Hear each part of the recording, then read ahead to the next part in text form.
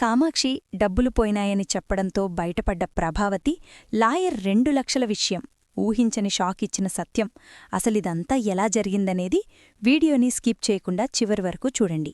గుండెనిండా గుడిగంటలు upcoming ఎపిసోడ్స్లో ఏం జరగబోతుందో ముందుగా తెలుసుకోవాలి అనుకుంటే వీడియోని లైక్ చేసి ఛానల్ని సబ్స్క్రైబ్ చేసుకోండి. బాలు మీనా జోడీ జనక మీకు నచ్చినట్లయితే కామెంట్లో ఎస్ అని టైప్ చేయండి. మొత్తం మీద చూసుకున్నట్లయితే గనక మనోజ్ చాలా తెలివిగానే వ్యవహరిస్తాడు.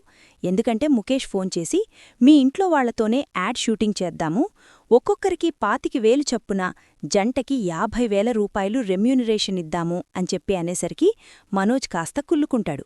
ఎదుటివాళ్లకి డబ్బులివ్వాలంటే మనోజ్కి అస్సలు చేతులు రావు కదా, వాళ్లకి మన యాడ్లో నటించడమే ఎక్కువ, వాళ్లకి డబ్బులు కూడా ఇవ్వడమా అంటూ ఒక్క రూపాయి కూడా ఇవ్వవలసిన అవసరం లేదు, కావాలంటే మా అమ్మకొక 10,000 పడేస్తాను అని చెప్పి మనోజ్ కాస్త మా ప్రభావతికి 10,000 ఇచ్చి మిగిలిన వాళ్లందరికీ ఫ్రీ అని చెప్తాడు. కాని ఆ షూట్ చేయడానికి వచ్చిన ఒక డైరెక్టర్ మాత్రం చాలా ఎక్స్ట్రాలు చేయడంతో ఫ్రీగా చేయడమే ఎక్కువ మీకు అన్నట్టు మాట్లాడతాడు. అక్కడ మనోజ్ గాడి విషయం బయటపడిపోతుంది. మనిషికి 25,000 చప్పున ఇచ్చాము, ఫ్రీగా యాడ్ చేయడమేంటి అని మనోజ్కి 4 జంటలకి 2 లక్షల రూపాయలు ముఖేష్ గారు ముందే ఇచ్చారు అంటూ చెప్పడంతో మనోజ్ విషయం బయటపడడంతో ఇంక చాలా కోపంగా రవి, శృతి అందరూ కూడా అక్కడ్నుంచి వెళ్ళిపోతారు. ప్రభావతి, రోహిణి, మనోజ్ మాత్రమే ఉండిపోతారు. నేను ముందే చెప్పానా మనోజ్ బయటపడిపోతుంది అని, నా మాట వినలేదు చూశావా, ఇప్పుడు యాడ్ మధ్యలోనే ఆగిపోయింది, చివర్లో ఆగిపోయింది. ఇది గనక ముఖేష్ గారికి తెలిసిందే అనుకో, నిన్ను ఇంత చీప్ క్యారెక్టరా నీది అని అనుకుంటారు. చీచి, నీకు నేను ఎంత చెప్తున్నా నా మాట వినిపించుకోవు కదా అనుకుంటూ రోహిణి కూడా వెళ్ళిపోతుంది. రా, నా దగ్గర కూడా అబద్ధం చెప్పావు కదా, నువ్వింత దారుణంగా మారిపోతావని అస్సలనుకోలేదురా అంటూ మన ప్రభావతి కూడా వెళ్ళిపోయేసరికి ఇక్కడ షూటింగ్లో ఉన్న బాయిలు అలాగే డైరెక్టర్ అందరూ కలిసి ముఖేష్కి ఫోన్ చేసి అసలు విషయం చెప్తారు. ముఖేష్ కాస్త మనోజ్కి ఫోన్ చేసి పెట్టవలసిన చివాట్లన్నీ పెడతాడు. సార్, ప్లీజ్ సార్, ఇది మొదటి తప్పుగా వదిలేయండి సార్ అనగానే, సరే మీ తమ్ముడు బాలు నెంబర్ నాకు మెసేజ్ పెట్టు, నేను తనతో మాట్లాడాలి అని చెప్పి ఇంక ముఖేష్ కాస్త బాలుకి ఫోన్ చేస్తాడు. చెప్పండి సార్ అని చెప్పి అనేసరికి బాలు నీతో మాట్లాడాలి అనగానే, చెప్పండి అనగానే బాలు, మనోజ్కి ఇంత డబ్బు కక్కుర్తి ఉంటుందని నాకు తెలియదయ్యా, నేనేదో షూట్ చేయమంటే మనిషికి 25,000 రూపాయలు చప్పున ఇవ్వమని డబ్బులు పంపించానయ్యా, కాని మీ అన్నయ్య ఇంత దారుణంగా ప్రవర్తిస్తాడని అనుకోలేదు. మీ అన్నయ్య మొహం చూసి కాకపోయినా నేను తనతో డీలర్షిప్ చేస్తున్నాను, నా మొహం చూసైనా సరే నువ్వీ షూట్లో యాడ్ చెయ్యాలయ్యా, నీకు కావలసిన అమౌంట్ నేనే నీకు స్వయంగా ఫోన్పే చేస్తాను, నీవి, మీ తమ్మునివి, మీ నాన్నవి, మీ 5గురివి మీరు చేస్తాను, ఎందుకంటే మీరైదుగురూ ఒకే మాట మీద ఉంటారని, నీతి నిజాయితీగా ఉంటారని నాకు తెలుసయ్యా. అది కాదు సార్, చేయమన్నాడు, నాకోసం, నా గ్రోత్ కోసం అన్నాడు. సరే మా అన్నయ్య బాగుపడతాడు కదా అని చేస్తే లో class, middle class, high class అంటూ మమ్మల్ని అట్టడుగున పడేశారు. పైగా వచ్చిన డైరెక్టర్ నోటికొచ్చినట్టల్లా మాట్లాడడం, చెయ్యడం చేస్తున్నాడు. అందుకే మేము చెయ్యలేకపోయాం సార్ అనగానే, బాలు, నా మొహం చూసి చేయమని చెప్తున్నానా, రేపు షూట్లో నేనే ఉంటాను, రేపు ఉదయాన్నే షూట్ టైంకి వచ్చేసేయండి, నాకోసం దయచేసి మీ ఇంట్లో వాళ్లని ఒప్పించు, అమౌంట్ నేను నీకు అరేంజ్ చేస్తానని గాని డబ్బుల విషయం కాదు సార్, వాడంత మోసం చేయవలసిన అవసరమేముంది అంటూ చెప్పేసేసరికి, ప్లీజ్ బాలు, ఇంక ఈ విషయాన్ని వదిలేసి మీ తమ్ముడితో, మీ నాన్నతో మాట్లాడు అని ఇంక ముఖేష్ కాస్త ఫోన్ పెట్టేయడంతో వెంటనే ఇంక సత్యానికి జరిగిన విషయం చెప్తాడు. సరేరా, ఆయన మంచితనం గురించైనా మనం యాక్ట్ చేయాలి, ఏమంటావురా రవి అనగానే, మీ ఇష్టమే నా ఇష్టం నాన్న అనేసరికి మరుసటి రోజు ఉదయాన్నే షూటింగ్ టైంలో ఆయన అక్కడే ఉండడం, ఇంక అక్కడ అంతా కూడా చక్కగా, అంటే డైరెక్టర్ కొంచెం నోలు తగ్గించుకుని ఉంటాడు, డైరెక్టర్ని ఎప్పటికప్పుడు అదుపు చేస్తూ ఉంటాడు.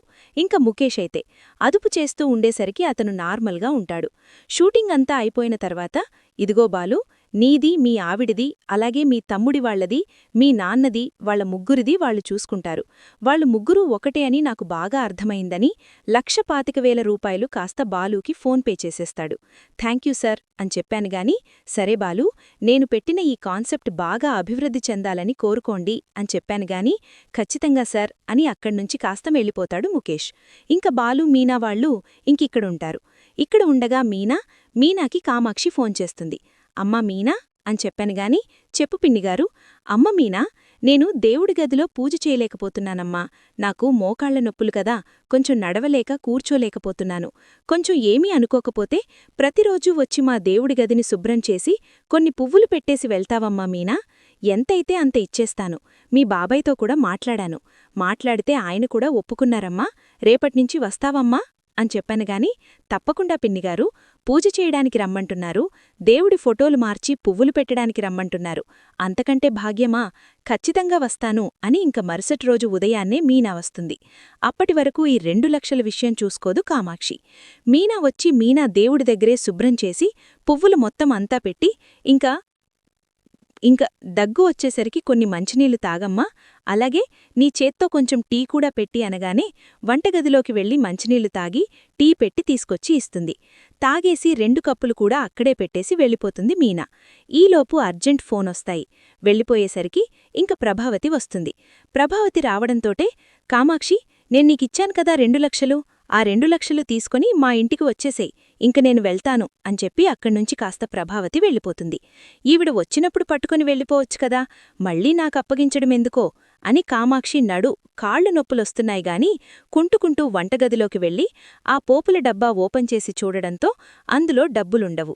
ఇదేంటి, నేను కందిపప్పు డబ్బాలోనే కదా డబ్బులు పెట్టాను, మరి డబ్బులు కనిపించట్లేదేంటి అని కంగారు పడుతూనే గబగబా హాల్లోకి వచ్చి ఫోన్ తీసుకుని ప్రభావతికి ఫోన్ చేస్తుంది. ఏంటో వదినా, ఇంకా రావేంటి అంటూ చెప్పడంతో, వస్తున్నాను వదినా, డబ్బులు కనిపించట్లేదు అనేసరికి, ఏంటది, ఏం మాట్లాడుతున్నావు, డబ్బులు కనిపించకపోవడమేంటి అని చెప్పి అనగానే, అవునది, డబ్బులు కనిపించట్లేదు అని టెన్షన్ పడుతూ ప్రభావతి కాస్త వెళ్తుంది. డబ్బులు కనిపించట్లేదు అని కంగారుగా ఫోన్ మాట్లాడుతుంది కదా, అది కాస్త సత్యం వింటాడు. విని, ఇదేంటి, డబ్బులు కనిపించట్లేదని ఇంత కంగారు పడుతుంది ప్రభా అని అనుకుంటాడు. అక్కడికి వెళ్లేసరికి టేబుల్ మీద 2 కప్పులుంటాయి. దీపారాధన అంటే దేవుడు పూజ చేయలేకపోతున్నాను అని చెప్తుంది. అక్కడ దీపాలు వెలుగుంటాయి. అదేంటి, నువ్వు పూజ చేయలేకపోతున్నానని చెప్పావు, మరి దీపాలెలా వెలిగాయి, పువ్వులు అవి ఎవరు మార్చారు, పైగా ఇక్కడ 2 కప్పులున్నాయేంటి అనగానే, మీనా వచ్చింది వదినా, 1 గంట క్రితం వచ్చి దేవునికి పూజ చేసి కాఫీ పెట్టి కాఫీ తాగేసి వెళ్ళింది అనగానే, అయితే ఆ 2 లక్షలు నువ్వు వంటగదిలోనే కదా పెట్టావు, ఆ మీనాయే డబ్బులు దొంగతనం చేసి ఉంటుంది. అప్పుడు శివగాడి కేసులో దొంగతనం చేసిన డబ్బులు, శివగాడి ద్వారా నేను సంపాదించిన ఈ 2 లక్షలు కూడా మీనాయే దొంగతనం చేసింది అంటూ ఇంక ప్రభావతి చాలా కోపంగా ఇంటికి వస్తుంది.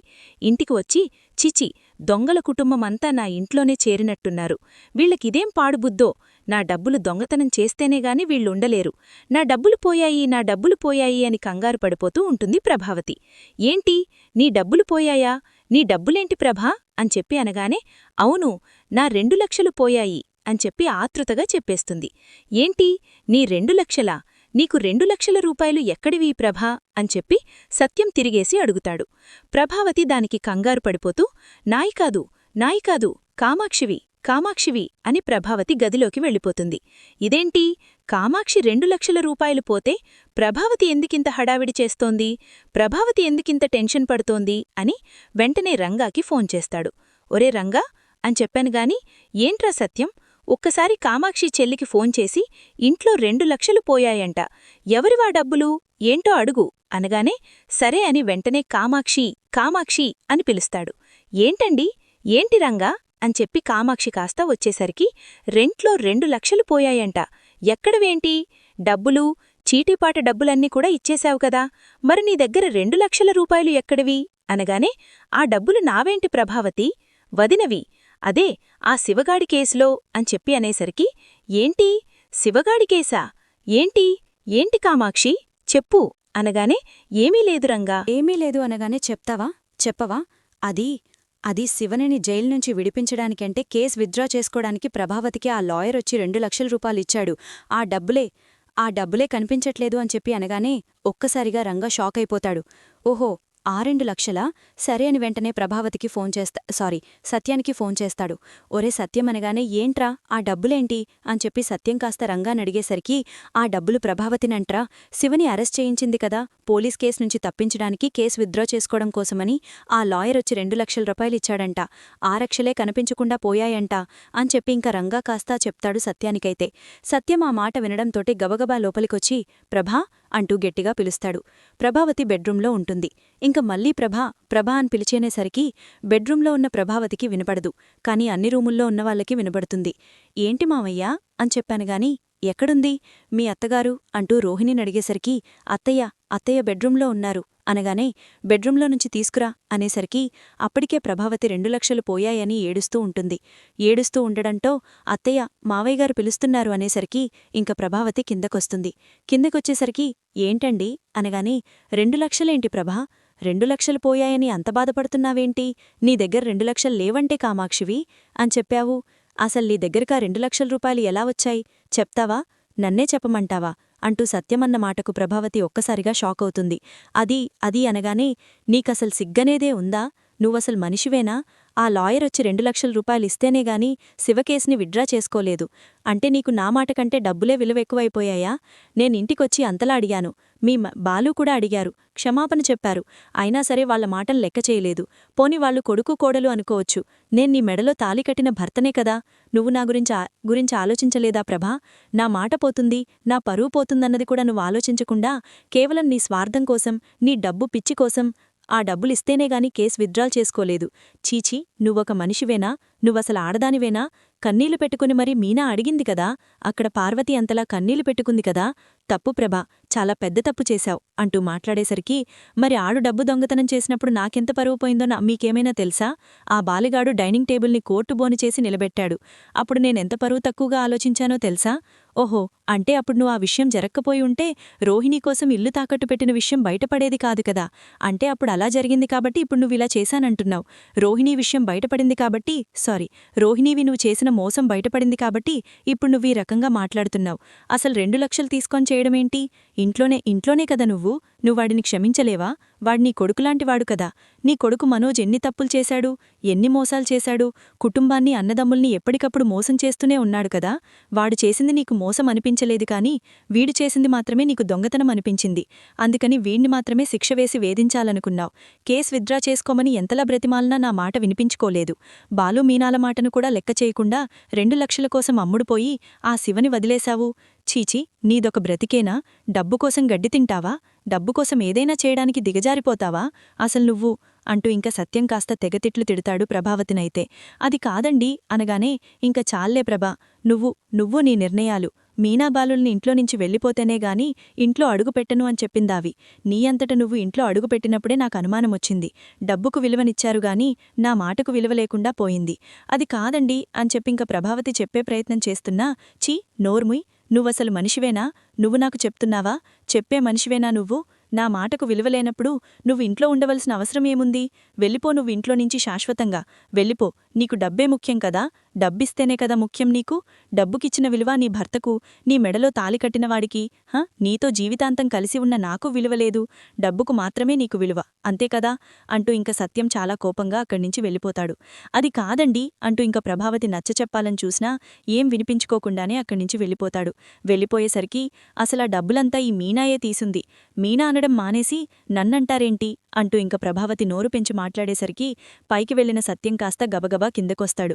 మీనాయే తీసిందా మీనా తీసిందని నువ్వెలా అంటావు అని చెప్పి సత్యం అడగడంతో మీనాయే పువ్వులివ్వడానికి వెళ్ళింది కాబట్టి ఆ పువ్వులిచ్చి ఆ వంకతోటే వంటగదిలోకి వెళ్లి కామాక్షికి టీ పెట్టి అక్కడ్నించి డబ్బులు తీసుకొచ్చి ఇచ్చింది.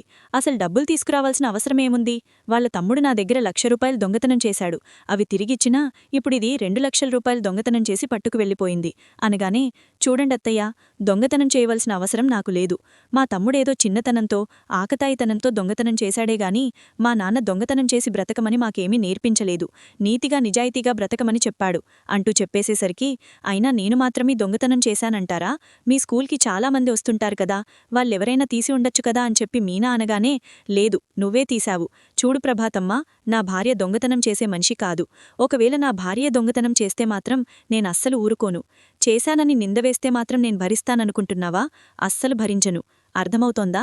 సరే, నా భార్య దొంగతనం చేసిందంటున్నావు కాబట్టి ఆ దొంగతనం చేసిందెవరన్న విషయం తెలుసుకొని నీ 2 లక్షలు నీ ముఖాన్ని కొట్టేంతవరకు నేనస్సలు ఊరుకోను. ఇప్పుడే కామాక్షి అత్తవాళ్ళింటికి వెళ్ళి 2 లక్షల విషయం నేను ఆరా తీస్తాను అని చెప్పి ఇంక బాలు చాలా కోపంగా వెళ్ళిపోతాడు. అలా మాట్లాడిన బాలు గురించి రోహిణికి బాగా తెలుసు కదా. రోజు ప్రభావతి మీనాని అంటూ ఉంటుంది. మీనాని అంటూ ఉండేసరికి మీనా ప్రతిరోజూ బాధపడుతూ ఉంటుంది. ఇంకా ఇదే బాధ బాలు గనక చూశాడే అనుకో, ఖచ్చితంగా డబ్బులు దొంగతనం చేసింది ఎవరో ఏంటో తెలిసిపోతుంది. అప్పుడా డబ్బు దొంగతనం చేసింది నేనేనన్న విషయం బయటపడితే బాలు నన్నస్సలు క్షమించడు అనింక రోహిణి ఏం చేస్తుందంటే ఇంకొక 2 లక్షల రూపాయలు మనోజ్ దగ్గర్నుంచి నొక్కేసి ఆ 2 లక్షలు తీసుకెళ్లి ఇంక బాలుకి అంటే కామాక్షి దగ్గరికి వెళ్తుంది. ఆంటీ అని చెప్పనుగాని ఏంటమ్మా రోహిణి అని చెప్పి అనేసరికి మీ ఇంట్లో 2 లక్షల రూపాయలు పోయాయి కదా. పాపం మీనా దొంగతనం చేసే మనిషి కాదు. కాని ఆంటీ అర్థం చేసుకోవడం లేదు కదా. మీనాయే డబ్బు తీసిందని ఆంటీ నమ్ముతున్నారు. అందుకోసమని నాకొక హెల్ప్ చేసి పెడతారా అని చెప్పి అనేసరికి ఏంటమ్మా రోహిణి, ఏం హెల్ప్ చేయాలి? అది ఆ పోయిన 2 లక్షలు నేనిస్తాను. నేనిచ్చానన్న విషయం చెప్పకుండా ఆంటీకి వేరే చోట పెట్టాను, వేరే చోట వెతికాను అని చెప్పి ఏదో రకంగా మేనేజ్ చేసి వాటి విషయం గురించి మీనాన్ని తిట్టకుండా చెయ్యండాంటీ అనగానే నువ్వెంత మంచిదానివి రోహిణి. మీ తోటుకోడలు మాటలు పడుతుందని నువ్వు 2 లక్షల రూపాయలిచ్చి మీ తోటుకోడలు పరువును కాపాడుతున్నావా? నిజంగా నువ్వు చాలా గ్రేట్ రోహిణి. నీలా ఆలోచించేవాళ్ళు కుటుంబానికి ఒక్కరన్నా చాలు. ఆ కుటుంబం ఎప్పుడూ సంతోషంగా ఉంటుంది. నువ్వు మంచి పని చేశావు. లేదంటే ప్రభావతి రోజు మీనాను తిడుతూనే ఉంటుంది. ఇప్పుడే ఫోన్ చేసి వదినకి చెప్తాను అని ఇంక వెంటనే కామాక్షి కాస్త ప్రభావతికి ఫోన్ చేస్తుంది. ఏంటి అని చెప్పనగానే వదినా, నువ్వు పోయాయనుకున్న 2 లక్షలు దొరికేశాయి అనేసరికి 2 లక్షలు దొరికేశాయా అనింక పైకి మాట్లాడడంతో దొరికేశాయి వదినా. 2 లక్షలు ఇక్కడే వేరే బట్టల్లో పెట్టాను. నేనే మర్చిపోయాను. నన్ను క్షమించు వదినా అని చెప్పి అనేసరికి ప్రభావతి సత్యం వంక ఎగాదిగా చూస్తుంది. ఎగాదిగా చూడడంతో ఇంక సత్యం ఏంటి పోయాయనుకున్న డబ్బులు దొరికేశాయి కదా. కాని మీనాని నువ్వన్న మాటలు వెనక్కి తీసుకోగలవా? వెనక్కి తీసుకున్నా మీనా ప్రశాంతంగా ఉండగలదా? ఉండలేదు కదా. ఉండలేనప్పుడు ఎందుకు నువ్వు తనని ఇబ్బంది పెట్టడం? తనని ఇబ్బంది పెట్టకపోతే ఎలాగా అంటూ ఇంక ప్రభావతిని కాస్త సత్యం అంటాడు. అనేసరికి 2 లక్షలు దొరికాయన్న విషయం తెలుసుకొని ఇంక డబ్బులు తీసుకొచ్చి నా డబ్బులు నాకు దొరికాయి అని అందరి ముందు చెప్తుంది. ఏంటి దొరికాయని ఇప్పుడు చెప్తున్నావు అని చెప్పనుగాని మరి ఎప్పుడు చెప్పాలరా? దొరికాయి కాబట్టే దొరికాయని చెప్తున్నాను. అయినా 2 లక్షలు ఒకచోట పెట్టి మరొక చోట వెతకడం మీ పొరపాటు. దానికి మీనాని నువ్వు ఎన్నో మాటలు